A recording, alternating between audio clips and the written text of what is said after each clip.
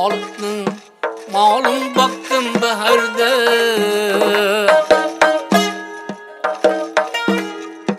ata alıptın malum baktım baherde, özü durmayı uyatadı seherde.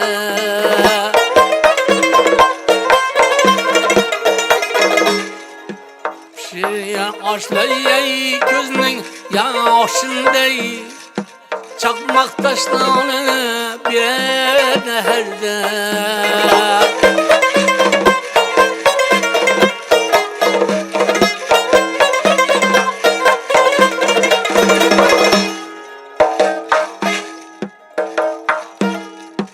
Yüreğimde bark buradı tütüller, bana köngül birin bari bütünler. Hayran olmuştum sevgilimden iyi dostlar, gözüm yolda könlüm yarda şu günler.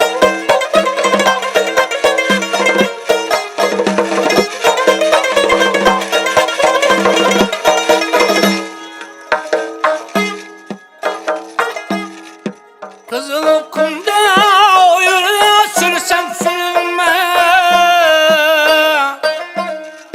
ya dillerde cephao çıksam bilinmez.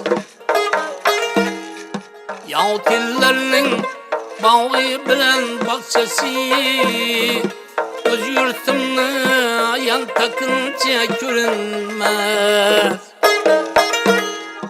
Ya dillerinin ya bağı bilen bahçesi, Havracımni yan takınca görünmez.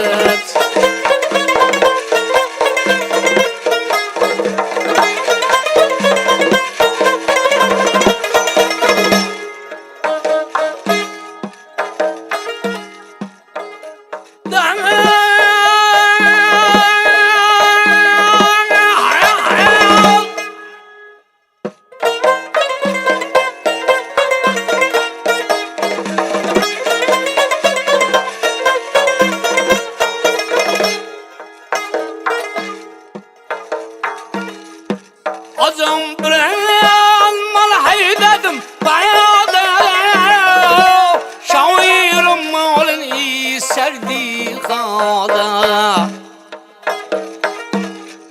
Sevgilimden haber birse her kişi, çünkü şiirin canım sada.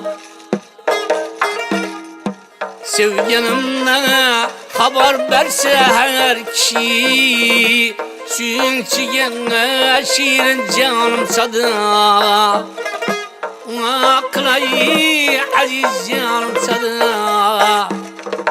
Ben aynanin senem ayrılma benden, seni de geçip ben karı enemden.